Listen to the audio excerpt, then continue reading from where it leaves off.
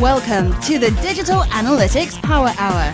Tim, Michael, Mo, and the occasional guest discussing digital analytics issues of the day. Find them on Facebook at facebook.com/analytics hour and their website analyticshour.io. And now, the Digital Analytics Power Hour. Hi everyone, welcome to the Digital Analytics Power Hour. This is episode 69.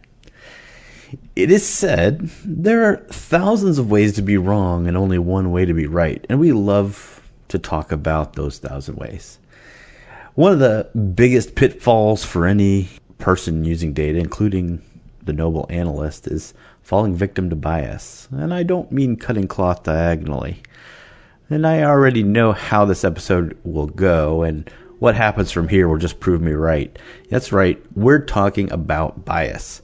Of course, joining me for this ride are my co-hosts, Tim Wilson, Senior Partner at Analytics Demystified. I am biased, and I admit it, and I acknowledge that. And I am super pleased to say our newest co-host also is here with us, Mo Kiss, Product Analyst at The Iconic. Welcome, Mo, officially. Hey, guys. Thanks. Yeah. Just a guest co-host last time. She was just a guest host before, but now she got a better microphone. They were testing me. Until she upgraded her microphone, guest only. Yeah, I mean, we have a bias towards the quality of our audio. Ooh, I don't think we should say things like that. As always, I am Michael Helbling. I lead the analytics practice at Search Discovery. Let's talk about bias. My personal favorite, because I was recently at a casino playing blackjack, was the gambler's fallacy. What's your favorite bias? I'll let our new co-host go first. Oh well, look at all this hospitality going look on at the here. pressure. Then I'll talk all over her and won't shut up and won't make any sense whatsoever. But all right, so yeah, pretty much. So for me, the one that I probably find the most interesting is, well, I'm not going to lie, they're all interesting in different ways, but the concept of anchoring to me just... That was going to be mine! Oh, too late. I beat you to it. I'll never let you go first again. And for me, I think the reason that I like this one so much is because it also gets in that notion of bartering.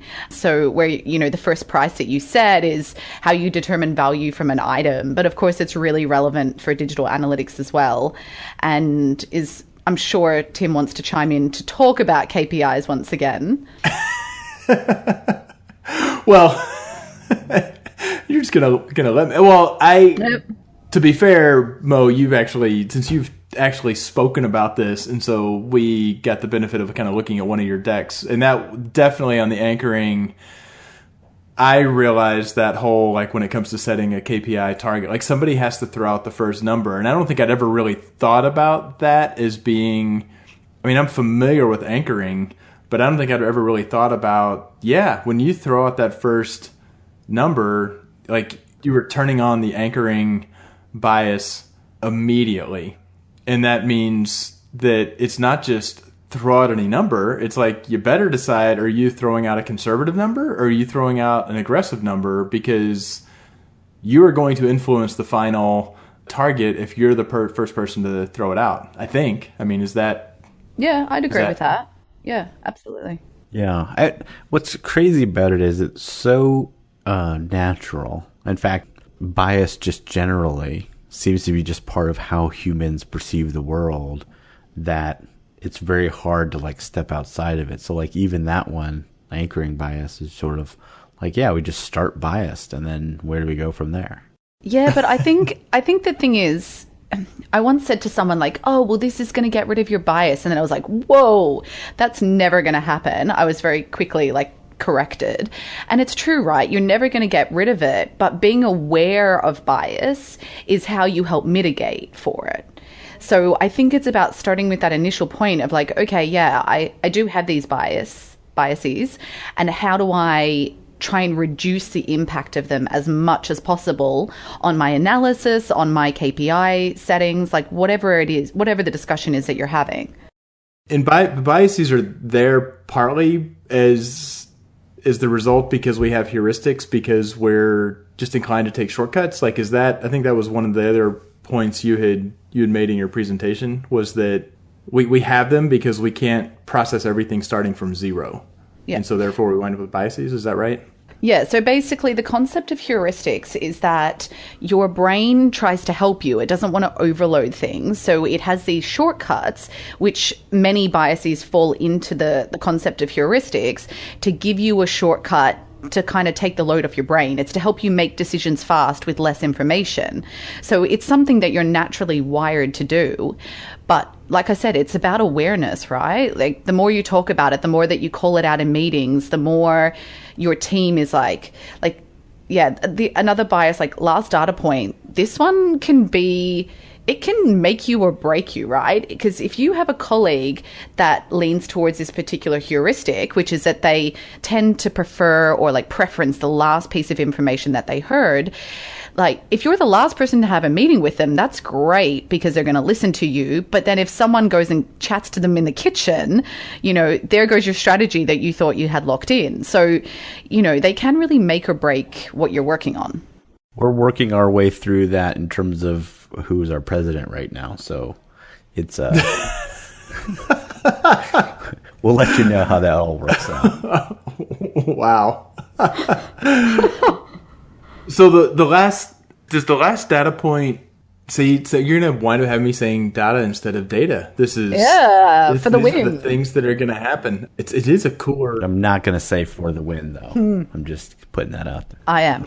But does the last data point when, I don't know if this is actually part of it, but I definitely, or maybe I think maybe it is, that when we look at a trend line, we look at, show me the weekly trend for the last 53 weeks. And then we look at did I go up or down last week? And we have a hard time saying, did I go up or down enough for it to matter? Like we instantly look at, did it go up or down? And it's really hard to look back and say, well, yeah, it went up that same amount 10 weeks ago, but then it regressed to the mean the following week. I don't necessarily need to freak out. Does that count as last data point bias? I would. Not so I much. guess the way I think about it is more when it comes to the data or like the explanation for why something happens. So, and I'm not an expert on this, but this is something that I'm really passionate and interested in. But I guess the way I would think about it is, so let's say we're talking about last month's results and why they went down, right? And someone comes up with a hypothesis that is like, oh, I think it's such and such. And then they come up with some data points. And then later on in the week, someone else is like, actually, I've got this hypothesis that it went down because of this reason. And then people go, oh yeah, it must have been that one because that's the last thing that they've heard. So it's more about upweighting the last piece of information than you hear than about, yeah. Does that make sense? Yeah. I mean, no, I think I understood it that way and then was just occurring to me that it was.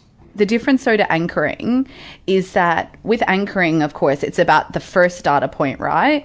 But the difference is that with anchoring, it actually, that first piece of information, that first piece of data that you see will actually color how you interpret every subsequent data point, right? So it's like you were saying, if you set, the first target number that you throw out, you're going to perceive everything after that as good or bad in relation to that first anchor point, which is quite different to last data point, I think. Yeah, I mean, right. Anchoring seems like so. Where else does that come into play besides, I guess, if you run a campaign and you have, or if you're going to run a campaign and you're going to say what is good, it totally matters which previous campaign you're comparing it to, because that's going to be the one. If you had one campaign that had a 2% conversion rate and one campaign that had a 4% conversion rate, whichever one of those you decide is your reference campaign, when you come in with one with a 3% conversion rate, it's either going to look bad or it's going to drag you to thinking that's worse or better because you're coloring everything in the future. Yeah, I guess For me, it's about talking because, obviously we've just finished the first half of the year and wrapping things up. And when you do that analysis of the first half of the year and you're all like, did we hit our goals? Did we not? Where did we line up against all of our different targets? For me, I tend to focus more on, obviously it's important if you hit your targets, but I also like to focus on the growth that you see as opposed to like, did we increase by, did we hit this target? It's like, but overall, the growth that we saw was this. And that, I don't know, like for me, I find that's a way to kind of be like, this number 4.5, whatever, is good or bad. But for me, when I talk to the team about how we've done, it's more about like we went from 2 to 4.5 and so we doubled, and doubling is more than doubled. That's good. Rather than, You could have worked for Web Trends back in the day when they always said, don't look at the absolute numbers. It's all about the trends. Well, it's about both, right? It's about both. It's directional. So outside of recognizing anchoring, what do you do? Or is that it? You just have to recognize that whenever you're judging something, saying what was I anchoring to? Like, what do you do to not overly, It can be an analyst tool for good or evil. That's the way I like to think about it, right? So part of our toolbox, right, is how you convince people of things, how you bring people on board to your recommendations. This is actually a really useful tool for an analyst to help be like, okay, well, I think that this target is probably legit. The team maybe are a little bit cautious. I think it's too high, too low. Like, you can actually use this to help people set targets if you use it the right way. It can be really dangerous too, but I think that's true of any analyst tool. Yeah, and the idea is these things help us right up until they don't. And that was, there's all the books that, Michael Lewis has written in the last many years, Moneyball, and last year, The Undoing Project, and where Tversky and Kahneman basically explored this, right? With psychology, they were finding out that this isn't always going to make you better. Sometimes your model is wrong and it will make you wrong. And it's about exploring the model more holistically. And that's kind of where my thinking on this kind of is sort of, okay, so as analysts, how do we possibly guard all the potential bias entry points? And it's so difficult. So it's like, do you create a checklist? So like, hey, I've done my analysis. Now let me go through my bias checklist. Did I do this bias? Did I do this? I don't know if that's reasonable.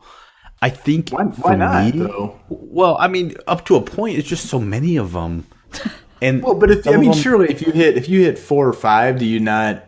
You're like, yeah, I'm fairly covered. Like, yeah, but then some of them are hard to just check. So how do you know you're having anchoring bias? That's the whole point of biases, right? Like, you don't know that they're happening.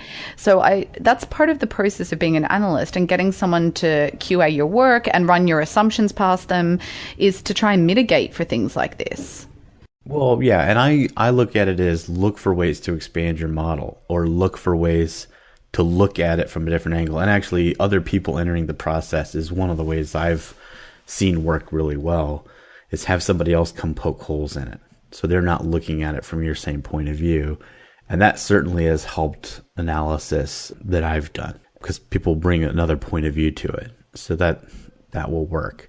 So I don't know. I'm just curious what you guys have used to kind of weed bias out of analysis as you've gone through the process of doing it. I am convinced I am doomed, and I've done horrible disservices because I haven't been fully conscious about this. So welcome to the show, Mo. I suck. Tim Wilson announces his resignation from the analytics industry. That's right. Whew, good thing you joined as a co-host, Mo. Because I'm not going to have much to contribute as I'm basket weaving my. That's right. He's going to go find himself. No, but Tim, it could be that you've just been getting it right this entire time with your biases perfectly lined up to the right answer, and so you've never stumbled across it. So that's more likely what's going on for you. Well, no, I think like another like confirmation bias. The when you're heading in, and this was, as we were thinking about this episode, I've preached the whole like frame a clear hypothesis. I believe some idea, and if I'm right, this is what I'm going to do, and here's how I'm going to figure it out. That actually is sort of totally playing to a confirmation bias, because it's forcing you to state something in a way that if it holds true, you know what action you will take.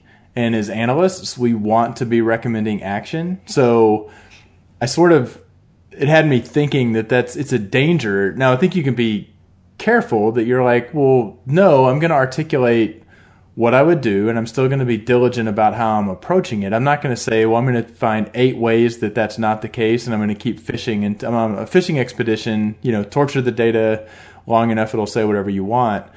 But I think that is everything we're saying. You need to have an idea first and then go use the data to validate it. Well, that is sort of setting up confirmation bias as being a risk. Well, right?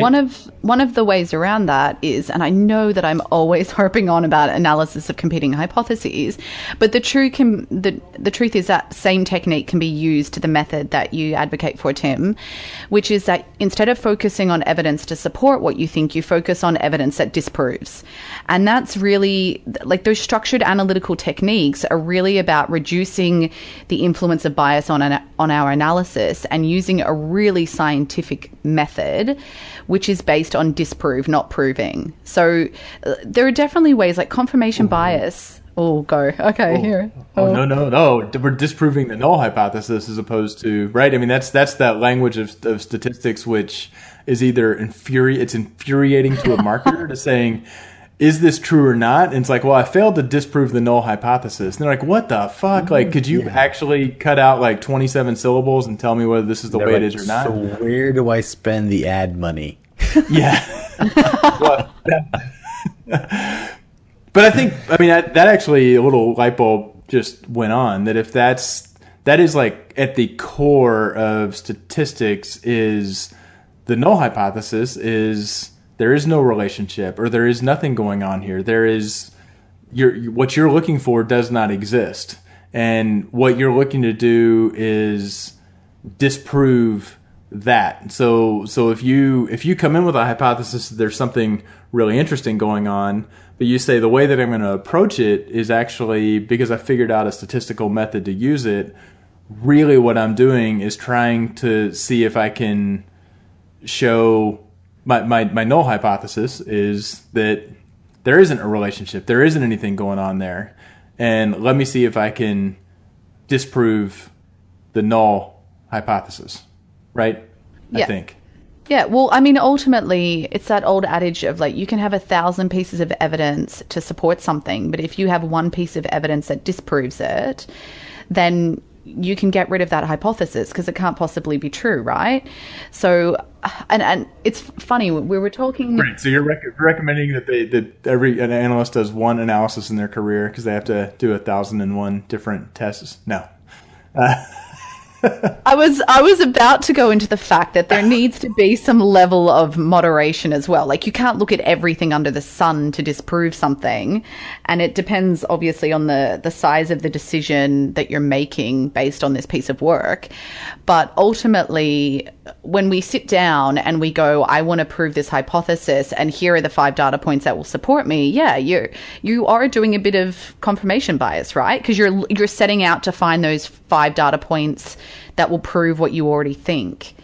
Whereas if you sit down and go, okay, if these 5 data points show this, then I know that my hypothesis can't be true, then like I personally would feel more comfortable with those results. But there is a level of like, you can't take it to crazy, I'm going to keep searching for everything. It's about tentatively accepting what might be true, not, when you get to that stage of I can't find something to disprove my hypothesis. Well, and this is sort of where that dividing line between academia and sort of business sort of starts to feel real to me, because we don't have lab-like environments to do analysis in if you're not working in the rigors of academia, when you're actually doing research for research's sake and adding to the overall body of knowledge, as opposed to trying to figure out what the right next thing to do with this marketing campaign is or whatever. And I feel like that's where you kind of have to put your hard hat on and recognize, hey, yeah, I feel like there's some errors in or bias in how we're driving this, but how do we become more aware or trim those off as we go?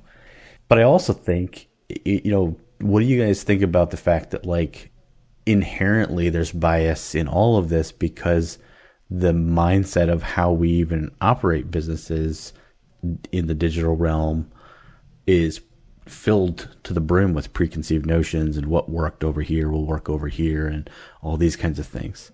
Yes, I think another thought I was having is you were a way to combat, and I think it applies in both the combating confirmation bias as well as the, hey, we're just rife with biases in how we think about digital, is that piece of, I always think about when I'm doing an analysis, I never want to find one. I don't want to say if X then Y. I generally want to say, well, if X then Y, and if A then Y, and if B then Y. Like a triangulating, that's a poor way of putting it. If somebody says which channel is working best for us, I don't just say, well, I'm going to pick one metric and look at one time period and then make that case. I'm going to try to step back and say, if you're asking which channel is working best for us, well, you know what? I'm going to look at ROAS, and I'm going to look at total traffic, and maybe I'm going to look at cost per acquisition, and I'm going to look at a couple of different time periods to see if in different seasons, and I'm going to try to come up with, this is the set of things that chances are all of them are not going to point to the same channel and the same answer. But because we're in that messy world, if I say, I'm going to give a qualified answer, but what I'm going to try to do is never say, I think paid search is my best channel. Let me go find the first data point. I'm going to look at one data point and see if it confirms that, and then be done. I'm actually thinking back to somebody had done that. So a client, one of the business stakeholders, I was getting kind of the cryptic questions where she wasn't my main contact. She was copying other couple people, and she was like, can we get this piece of information out of Adobe? And I'm like, yeah, sure. I was like, new versus returning visitors or something. And then it was like, okay, can you look at this spreadsheet I made and tell me that the conclusion I'm drawing is correct? And what I wound up having to do was say, yes, the data you were looking at is accurate. However, these are like 2 or 3 other things that you would want to look at. And when I look at those, it's a little bit murkier. You want a black and white answer. And it's the challenge of the analyst. Like every time I ask the analyst every time I ask the statistician for the truth, they give me a confidence interval. So that's, which actually goes to, we'll put in our first Matt Gershoff reference where, that's where he will kind of rail about a flaw in the way that digital analysts want to behave. They want to answer the questions like marketers ask them, which is yes or no. And instead you're living in the realm of uncertainty, and there's a cost to reducing uncertainty. You're never going to eliminate uncertainty. And, when can you go forward? And bias kind of plays into that. Where do I say I've done enough looking at the data that I've offset my biases and have enough confidence? There's still risk that I'm wrong, but there's really no absolute right and wrong. And I will step down from my soapbox, and I'll depart. I'm done. Drop the mic. That was a really interesting line of conversation. Conversation implies 2 people talking. That was just me, just like a rambling monologue. I think Mo recognized you were arguing with yourself. Does that count as a conversation? That was a really passionate argument you had with yourself. I believe that's called cognitive dissonance, right? Which is when things go against what our bias would seem to indicate. Oh, God, we're full of all the bias today. I was just going to say, the way that you describe those 2 approaches are very different. And I think that's really important when you start talking about bias. There is a big difference between starting out to be like, I believe that paid search is performing the best, and then going about to prove that, versus I want to understand which channel is performing the best. So even just that starting point of how you, like, the question and how you frame the problem will help determine how much bias is involved in your analysis. So, like, I just wanted to draw attention to those really two big differences in just starting points. Yeah. And the which channel, I mean, that is the $1 million question. What's my good channel? Where should I be shifting money? And I'm like, it's easy. Shift money into direct. And they're like, oh, yeah. Wait, I can't. Like, well, yeah. That's where what I'm kind of referring to before, which is the bias is inherent in the system in a certain sense, as if this idea of there being a best channel or even a best group of channels or a best combination of sequence of channels is the right answer for all marketing dollars. Where'd that idea even come from, right? And what do you do to get around that? Anyways, that's a whole other episode or two about attribution that we probably did with Jim Novo. So, well, but doesn't that get you to that? This whole discussion is that there's like two hurdles. If the analyst becomes better at recognizing biases and therefore introduces some more like murkiness and difficulty into the process of analysis, the fact is they still have a stakeholder, a product manager or a marketer who isn't necessarily saying, yes, let's talk about our biases. Let me engage in that. So like you're actually, it does make the analyst job harder at two levels. One, we need to recognize it. Two, we need to figure out how to continue to have a positive relationship with our stakeholders. And they don't necessarily want to hear that they've got the confirmation bias problem they're running into. Yeah, I was actually talking about this with the head of the finance team at the Iconic recently, and it was a really interesting thing because most listeners know by now I'm much newer to the industry than my two co-hosts, and so sometimes there are problems that I haven't encountered yet, and this is one that I was kind of, it was a Friday night, and as per usual, all the analysts from the Iconic are kind of sitting in a corner talking about nerdy stuff, and I couldn't get around the fact that I was like, other analysts seem to just say like, this is right or this isn't right. And for me, I'm always like, there's always a level of uncertainty. There's all these things in play. Like, when do you call it and be like, I'm confident of my assessment, or where do you put caveats on what you're sharing? And the way that he explained it to me, that kind of summarized it and really just clicked, was like, Mo, you're an analyst. You're never going to be 100% sure. You're always going to have biases. You're always going to have like incomplete data, or there's going to be things that, are outside of your control. But do you feel comfortable making decisions off this? If you do, share that data point and then just put some like footnotes, because yes, Tim, we still use memos to share our results. But basically, he's just like caveat and say, like, these are the concerns I have. But the truth is, most people are never going to go down to read that footnote about like, oh, there might be evidence of confirmation bias, or like this bit of data is incomplete. But it gets you to a point where you can share your data comfortably and be like, yep, I stand behind this, 80% certainty. And then if you don't feel that comfort level, then you don't share it. You say, I'm not comfortable with the numbers. And that kind of like, take this approach or that approach. I don't know. It just clicked for me that was the way to, I don't know. It was a new lesson for me that I thought I would share. This is sort of the way I've thought about it. I've observed it's been more in the world of science. I've seen people with a lot of certainty about how they see how this aspect of the world works. But what I've also observed is the most notable scientists and the biggest brains and the people who have accomplished the most in the world have this amazing sense of awe and curiosity that allows them to be open to the idea that this could all be different. And I often describe it as humility, but it's actually like, I don't want to say this way because it sounds unsophisticated, but almost a childlikeness, when they get to talking about the things that they've discovered and the world that they have understood. And it's like nobody knows more than they do about this, and yet they're just blown away by the potential of what else there is to learn.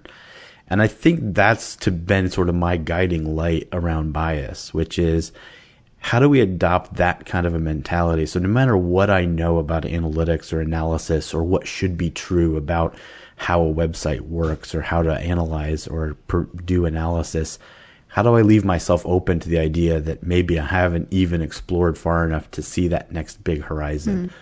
And so that's kind of been my way to try to look for a chance to sort of step back and be like, hey, I don't need to approach this from a dogmatic standpoint of, yeah, of course I know X, Y, and Z is always true, so all my analysis drives straight down the middle of that. And instead step back and be like, well, what if I'm totally wrong about X, Y, and Z? What does it mean now? And that being kind of a principle that kind of allows me to look with fresh eyes at stuff. And I don't know, like that's sort of just been my way of trying to address that. And also because I like science. Is it fair to, and I don't know if this is another side of the same coin, that it just recognizing that there is no truth. So if this is good enough for me to make a decision and to make a recommendation. However, I would love to make this decision, but also test it, or make this decision, but also pursue this other thing. Or I'd recommend this decision unless anybody in the room has a counter explanation that means I should go do some more analysis. I mean, there's always the risk of analysis paralysis, right? I mean, it's like cliche, but I think I almost never, I probably would say I never have drawn a conclusion without, if I ever presenting to a group when I have done the analysis, I don't think I ever say, and this is the way it is. I'll be like, hey, this is like really surprising. I came at it 4 or 5 different ways, and I have yet to be able to find an explanation. Maybe we don't need it because I've just found something amazing and this is just rocking our world. Or more likely, I'm still missing something. Any of you guys have any ideas? And 8 times out of 10, somebody says, well, what about this or that? And there are times where they have a really good, like, sounds like a really good story, but you're like, yeah, it's total bullshit. Like, there's no way that's it, but let me go look at it. I mean, we had a case where basically a paid channel had been split into 2 channels, but looking at year-over-year growth, the one channel was doing terribly, and they're like, oh yeah, but if you combine the 2 channels, we don't have year-over-year comparisons. And I was like, well, back of the napkin, let me just go do the math. Like, nope, if you combine them back together, it's still not doing what you expected it was doing. But it was a totally valid theory, and I wonder how much that is. Different people have different biases. They have different shortcuts.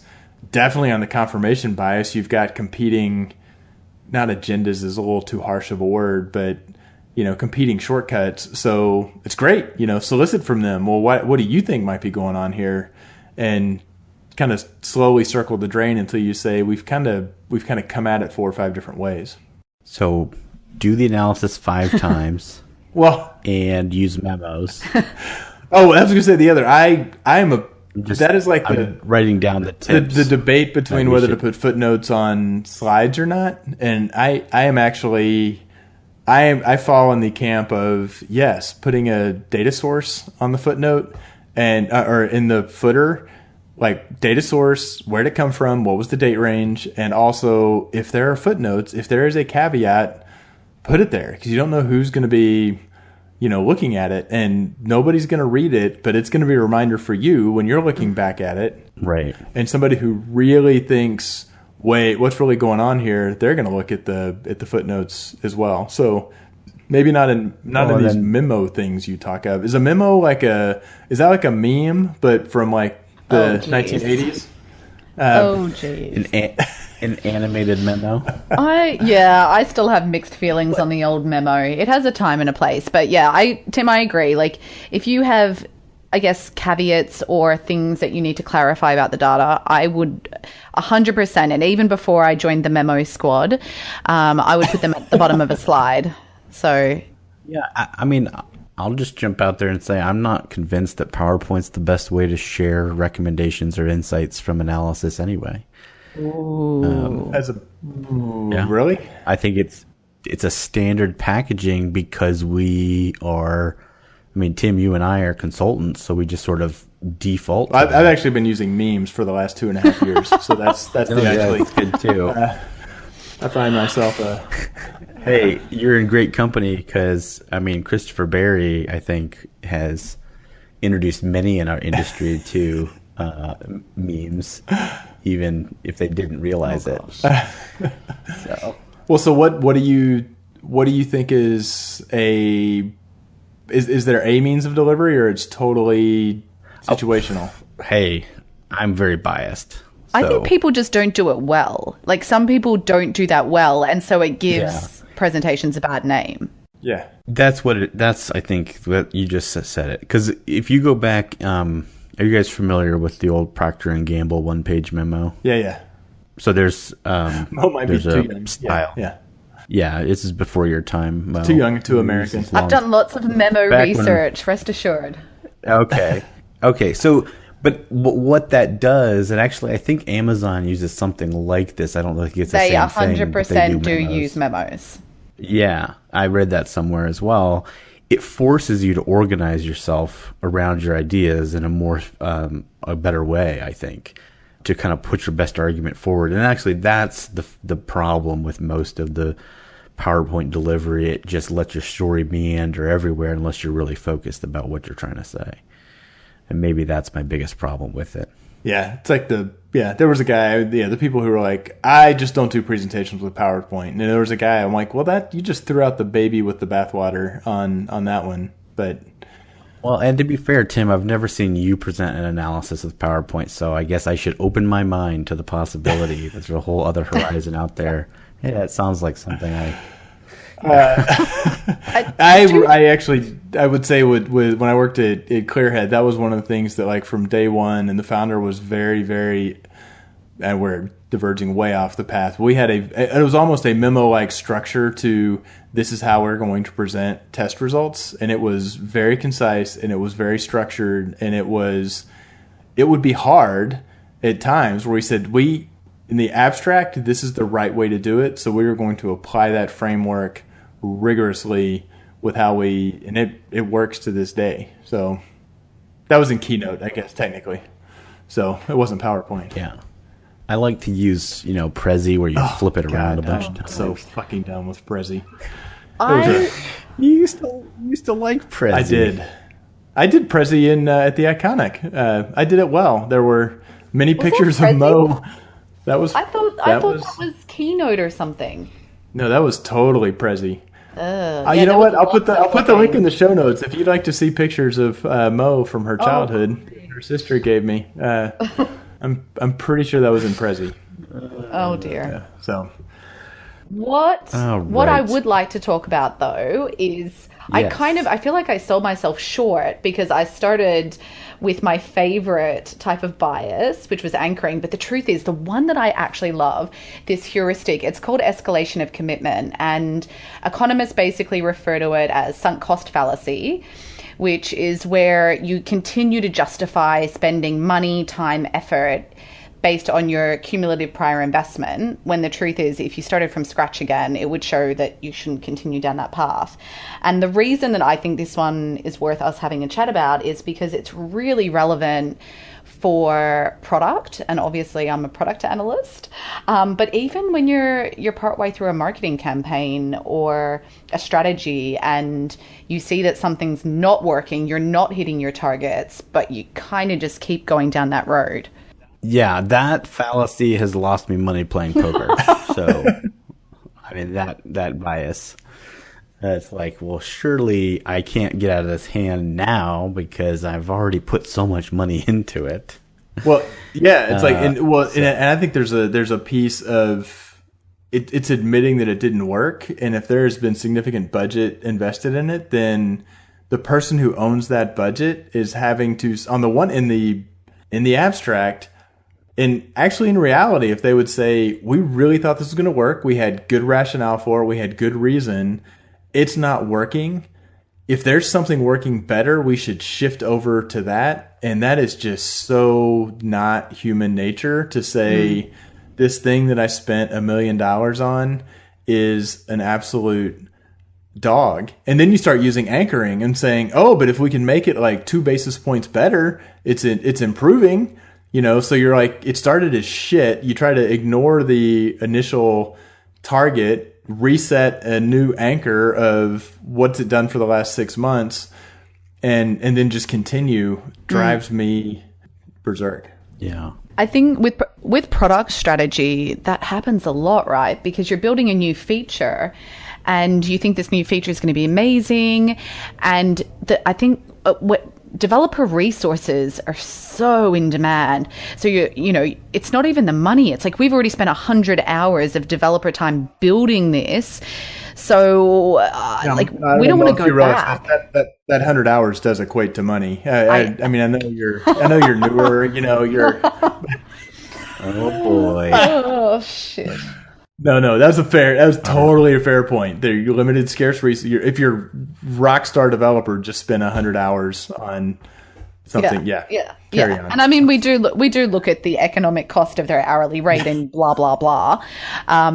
But the point is, like, you get attached to it, and I think one of the ways to really overcome this one, because it happens all the time, is, and I hate to give Tim some accolades here, but if you come up with what action you're going to take, I understand that feeling, before you start, like, if we are successful, we're going to do this. If we fail, we're going to do this.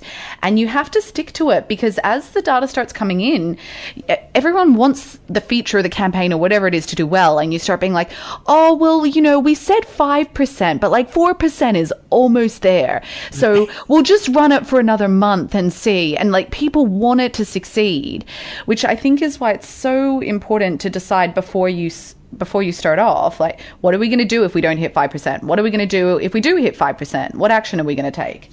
Yeah, and there's a lot of optimism when you're starting off, right? That we're terrible. We think everything's going to work out perfectly. We think we perfectly understand the consumer, and then if we add these features, this is exactly what will happen. And we don't want to talk about, like, well, what if we're wrong? So it's hard to get that discussion. Well, and I hate to say this now because we're about to have to wrap up, but there's actually a whole aspect of bias that we didn't even talk about, which is how analysts break through the bias of the organization that they're in. So, status quo bias. Well, any new ideas you bring are going to be worse than what we're already doing, so we're just going to reject them out of hand, or those kinds of things. So next time on the Power Hour. No, this is going to be the only theme. This is just the next topic for the next 12 months. We haven't hit Simpson's paradox. We haven't talked about confounding variables. Well, but it's a shift, but actually probably pretty important, because I think we all face bias too. So we have it in ourselves, but we also face it in the organizations we're trying to impact and change. So it's just occurring to me now that we didn't really talk about that aspect of it, but maybe in a future episode. So one thing I'd like to share with you, though, this guy Didier, I heard him speak recently, and he's the CEO of a company called Culture Amp, and he was doing this presentation, and he said, so he has 4 co-founders for his startup, and basically they sat down one day and they were, I don't know, drinking red wine, some, typical middle-class white male thing, chatting about how they were going as founders. And at some point, one of them was like, oh my God, we are all like white middle-class guys, and we've all, been to really good universities. We are biased in our thinking about how we approach stuff, right? And he talked about this in his presentation, and someone asked him, like, well, what are you going to do about it? And I really liked his response, which was, I don't know, but the first step to acknowledging your biases are to call them out. And I'm calling out, like, that's the way that we view the world, because that's who we are, and that's okay. But the first way to overcome it is to be aware of, I guess, whatever the bias is, whether it's to do with escalation of commitment, whether it's the anchoring, it's all about being aware of it. That's the male, pale, and stale bias, I believe you were discussing before we started recording. That was a direct quote. I haven't said that myself. Yeah, it's the temperature's getting really warm right now. And let's not just go calling out biases that we might personally have as people. Actually, it would be great if we could keep talking about this, Mo and Tim, but unfortunately, we've got to start to wrap up. Woo! No, but that's their timekeeping bias. Timekeeping, exactly. No, the name of the podcast has "hour" in it bias.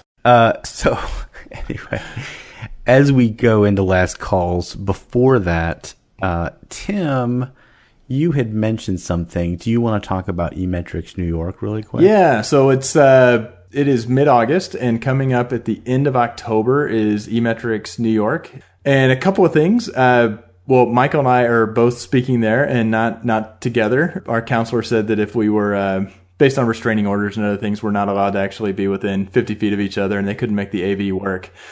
But despite that, did a little exercise before we recorded to see of the speakers at eMetrics New York this year, how many of them are past guests on the Digital Analytics Power Hour. And Jim Stern, of course. John Lovett was in like an early episode about data governance. David McBride talked about Internet of Things on the podcast. He is now with IBM doing Watson type stuff. Brett Hurt from Data.World, former founder of Core Metrics and Bizarre Voice, and we had an awesome chat with him about Data.World. And then the perennial, already mentioned on this episode once, but Mr. Matt Gershoff from Conductrix. So all of those people, if you've listened to any of those episodes and thought, man, those are some like thought-provoking people, they will all be at eMetrics New York, as well as Michael and me. And we and Mo. Yeah, just kidding. Unfortunately, Mo is the new, but there will be appearances in the future where we'll all be there. We're confident. But on top of that, and this was not eMetrics, like this is not a sponsorship, but we do actually have a discount for any listener. If you're going to eMetrics New York City, contact us through any of the channels, listen to the outro, listen to Michael's wrap up, reach out to any of us. We've got a discount code if you're interested in going to that. We'd love to see you guys there, and we're looking forward to seeing some of our past guests. So that was a very wordy pre-last call, but I'm looking forward to it. Looks like some good sessions. Yeah. And so we've officially arrived at the last call. It's time of the show. We like to go around the horn, talk about something we found that's interesting. Mo, you're our newest co-host, so we'll give you the first last call. I get all the first tonight. What do you got? So I want to do a shout out to Catherine Hackney. That was going to be mine. Oh wait, I guess I had to wait till you say. Oh, every time. Every time. Every time. It never gets old. It never gets old. Tim has same joke bias. Yeah, he does. Is this horse dead yet bias? Oh, God. Carry on, Mo. Sorry, okay. Back to Mo.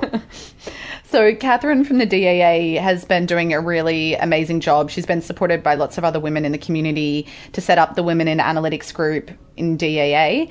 And they do also have a mentoring program, but unfortunately the pilot's closed. But if you're interested in participating in the future, definitely reach out to her. And I just, on a personal note, I think this movement that's going on is absolutely incredible, and I'm really proud of it. And big thanks to Catherine, DAA, and all the other women that have been involved so far. Absolutely. Awesome. Here. She's awesome. All right. Well, I'll go, Tim, so you can have the last word. Bias. No.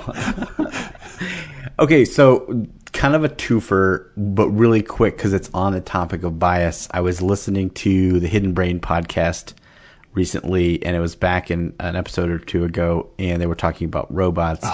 And they had this Media Lab amazing kind of observation, which is all of the like genius robots are voiced by guys like Watson and Hal, and all of the helper ones are voiced by women's voices like Alexa and Siri.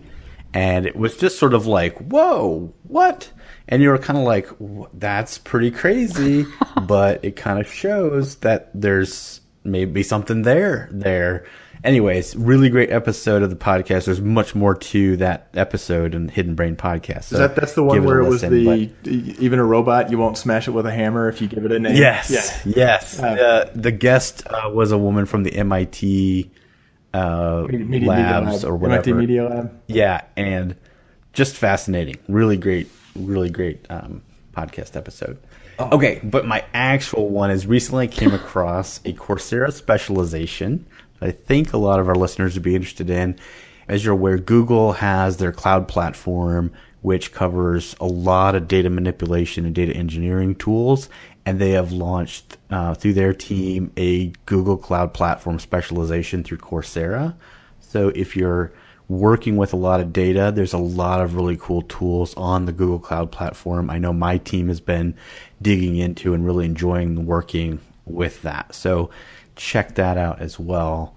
I'm not being paid by Google to talk about it. And we'll certainly give a shout out to Adobe when they launch their cloud platform specialization on Coursera. Did I cover all the bases there? Nicely done. Okay.